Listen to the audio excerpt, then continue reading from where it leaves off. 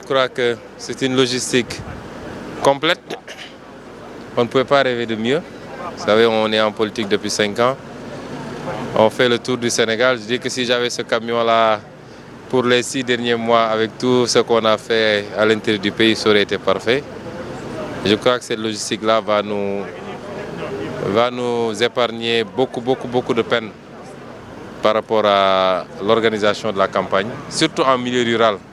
C'est un camion totalement autonome qui a son propre groupe électrogène, qui a ses propres installations électroniques. Et donc, je viens de recevoir d'ailleurs une lettre de la Sénélec qui nous demande de donner nos plannings de campagne pour l'organisation, un peu pour éviter les coupures de courant. Mais avec ce camion-là, nous ne craignons plus les coupures de courant.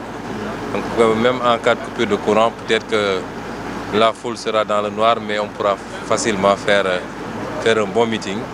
Et je remercie le président Atepa pour nous avoir mis à disposition cet extraordinaire outil. Mais aussi pour la sécurité quand dites-vous, parce que là on voit que bon, c'est un écran.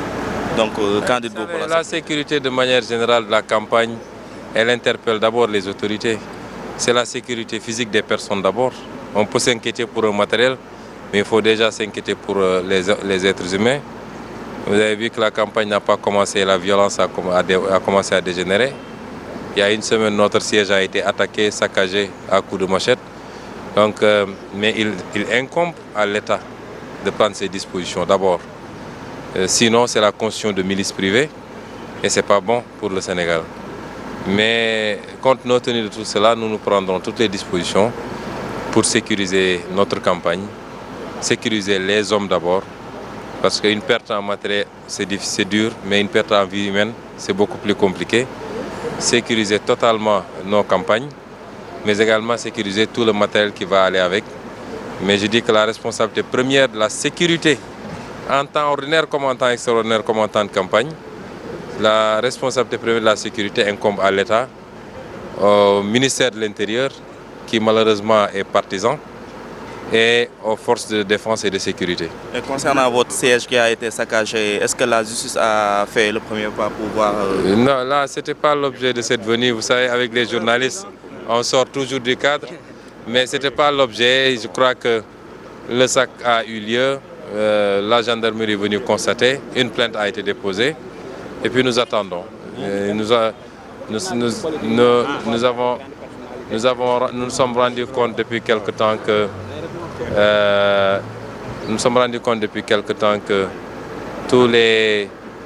nous avons été victimes de beaucoup d'agressions à Ziguinchor. Ensuite, une de nos militantes a été assassinée. Il y a des militants dont les véhicules ont été caillassés. Il y a le sac de notre siège. Mais à chaque fois, la justice traîne des pieds. Je ne sais pas pour quelle raison. Mais nous avons fait ce que nous avions à faire, c'est le plus important. Le président répondait à ces analystes qui disent qu'il ne voit pas de grande personnalité derrière vous. Ça veut dire quoi? Ça veut dire quoi, grande? Une grande personnalité, c'est-à-dire des hommes qui connaissent l'appareil d'État. Ils disent que voilà, une fois être élu président, ce serait un peu risqué pour le Sénégal, vous allez être dans un tâtonnement. Vous savez, ça c'est des débats à la petite semelle, comme on dit. Les Sénégalais vont choisir un président. Et ils choisiront celui en qui ils ont confiance. Vous savez, Barack Obama n'avait jamais dirigé avant d'être président. Macron même a été légèrement ministre du budget, même si c'est pour 18 mois. Kagame, beaucoup de gens n'avaient jamais dirigé. Kennedy, les plus grands présidents de ce monde n'avaient jamais dirigé. Et c'est un atout, je pense, parce que quand on a été dans un système, et surtout si ce système n'a pas été performant, on prend les réflexes et les habitudes de ce système. Même si vous êtes élu, vous refaites la même chose. Et quelquefois en pire, c'est ce qui nous arrive avec Macky Sall. Comme je dis, il a tous les défauts de ce qu'on combattait avec Abdoulaye Wade, sans avoir les qualités d'Abdoulaye Wade. Donc aujourd'hui au Sénégal, n'avoir pas été dans le système est une qualité. Et les Sénégalais veulent un changement en profondeur. Donc nous ne courons pas derrière les mêmes qui sont là depuis 50 ans, 59 ans. Nous voulons une régénération et à ce titre, je crois que vous allez voir, le samedi, nous allons présenter notre coalition. Vous verrez qu'il y a de très grands hommes d'État Moi-même, je suis un homme d'État. J'ai été formé par et pour l'État. Quand même, je suis sorti de l'École nationale d'administration et j'ai servi pendant 15 ans. Je ne fais pas partie de ces hommes politiques dont le premier contact avec l'État, ça a été la politique. C'est la politique qui leur a appris l'État.